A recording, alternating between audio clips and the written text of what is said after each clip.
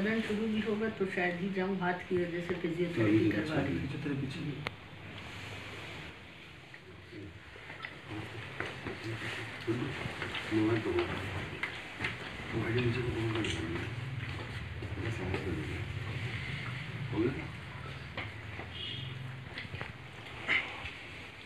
अम्मी से अभी काफ़ी देर से बात कर रहा हूँ। मैं मुसलसल शुरू से इस पूरे मसले पे नज़र रखे हुए हूँ, चूँकि मैं पड़ोस मुरादाबाद से चुनाव लड़ चुका हूँ, तो मेरा यहाँ से रिश्ता है एक तरह से, और ये एक राजनीतिक उत्पीड़न है और मैं दलगत राजनीति से ऊपर उठ के आया हूँ। क्योंकि एक इदारे को बर्बाद करने के लिए, एक इंस्टीट्यूट को बर्बाद करने के लिए जिस तरह से उत्तर प्रदेश की सरकार लगातार एक के बाद एक सरकारी जुल्म कर रही है, वो बहुत गलत है।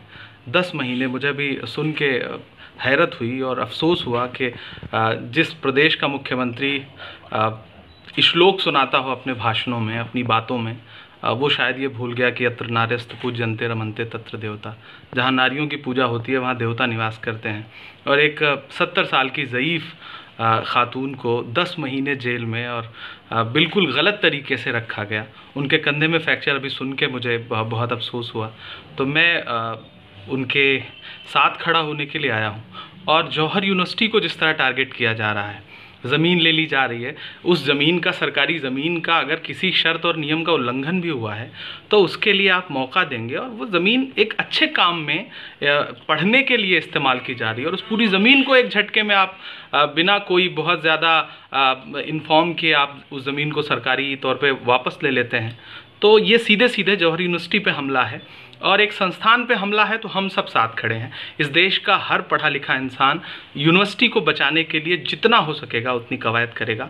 और इस सरकार की जो राज्य में है और सेंटर में, इनके संस्थानों से दुश्मनी है। ये कभी जामिया को टारगेट करते हैं, कभी अलीगढ़ यूनिवर्सिटी को टारगेट करते हैं, कभी JNU को टारगेट करते हैं, और अब जौहर यूनिवर्सिटी पे हमला है। तो मुझे लगता है मैं देश भर के छात्रों से, देश भर के शिक्षकों से, कुलपतियों से अनुरोध करूंगा कि इस मुद्दे को सिर्फ आज़म खान की यूनिवर्सिटी मान के चुप ना रहें।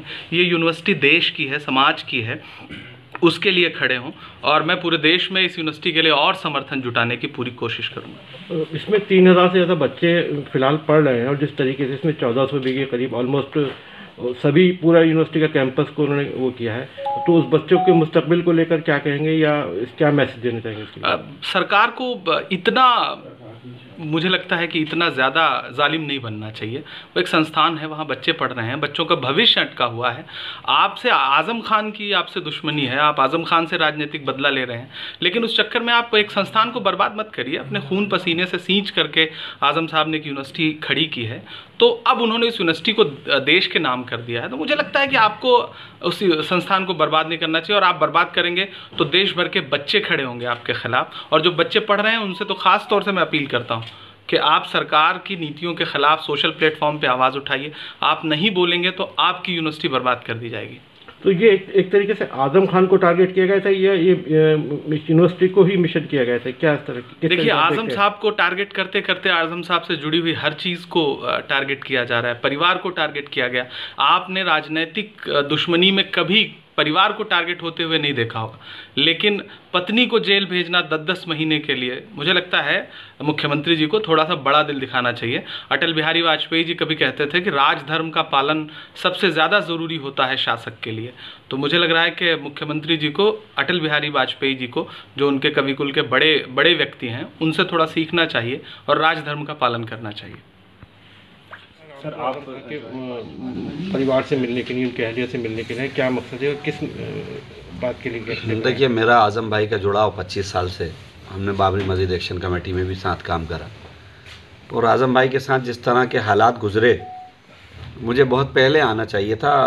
हम और इमरान प्रतापगढ़ी साहब आज यहाँ पहुँचे हैं, देर से पहुँचे हैं, लेकिन हम समझते हैं सही वक्त पर फिर भी हमने कदम उठाया, क्योंकि जिस तरह से उनकी यूनिवर्सिटी पर हमला हुआ है, तो मैं समझता हूँ पूरे देश को खड़ा होना चाहिए, और देश के उन तमाम लोगों को खड़ा होना चाहिए जिनकी आवाज़ बनकर आज़म खान साहब खड़े हुए थे एक मुल्क में। और ये एक आवाज़ दबाने की कोशिश है।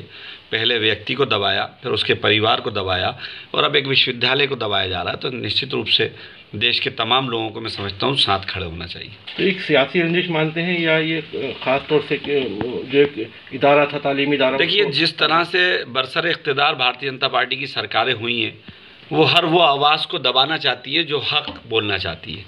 तो ज़ाहिर है सियासत में है, आज़म भाई सियासत में है, इसमें कोई दो राय नहीं है। और सियासी होना कोई गुनाह तो नहीं है, लेकिन सियासी होने के साथ उसको इतना दबाया जाए कि वो हक बात ना बोले, ये भी गलत है। उसकी मुखालफत भी उतनी ताकत से होना चाहिए। तो अभी आप यहाँ मुलाकात करने आए हैं, तो क्या बातचीत हुई आप? मैं चाहूँगा, भाभी से मेरी मुलाकात हुई, ज़ाहिर है इनसे भी मेरा रिश्ता है और बरसों पुराना रिश्ता है। भोपाल हमारे पास आई हैं। हम लोग तो चाहेंगे कि पूरा देश खड़ा हो। इस वक्त सबको ज़रूरत है कि इस इदारे के साथ और आज़म खां साहब के परिवार के साथ सबको खड़े होना चाहिए, क्योंकि आज़म खां साहब भी हमेशा मज़लूमों की आवाज़ को लगातार उठाते रहें। तो हम सबसे अपील करेंगे और हम लोगों का आने का मकसद ही यही है। और मैं मुबारकबाद दूंगा इमरान प्रतापगढ़ी साहब को, जिनने एक साहसिक कदम उठाया और 2 कदम आगे बढ़कर ये आज यहाँ पहुँचे हैं। तो जाहिर है कि एक आंदोलन तो बनेगा, शक्ल बनेगी और देश में एक आवाज़ तो बनेगी। इस आवाज़ को दबाया नहीं जा सकता। कांग्रेस पार्टी किस तरह साथ देगी? हम लोग साथ हैं तो समझ लीजिए पार्टी साथ है। पार्टी हमेशा जुल्म के ख़िलाफ़ है और हमेशा संविधान के दायरे में रह के पार्टी ने आंदोलन की हमेशा इजाज़त दी और हम लोग उस आंदोलन की लड़ने वाले लोगों में हैं। हम योद्धाओं में लिखना चाहते हैं, हम मुर्दा लोगों में अपने आप को शुमार नहीं करना चाहते। सीतापुर भी जाएंगे आप? बिल्कुल, जब वक्त लगेगा तो वो भी जाएंगे। और अभी आज शक्ल की शुरुआत है कि कैसे इस तहरीक को बढ़ाया जाए, इंशाल्लाह ज़रूर बढ़ाएंगे। कांग्रेस द्वारा तहरीक शुरू की जाएगी? नहीं, कांग्रेस अपना निर्णय ले वो अलग बात है, लेकिन पार्टी भी जब हम आए तो हम पार्टी से अलग नहीं हैं।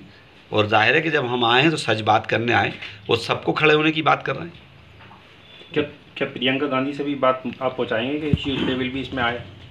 प्रियंका जी की जहाँ तक मैं समझता हूँ कि उन्होंने हमेशा उत्तर प्रदेश में हो रहे अत्याचार और दमन के ख़िलाफ़ लगातार संघर्ष करके आवाज़ उठाई है।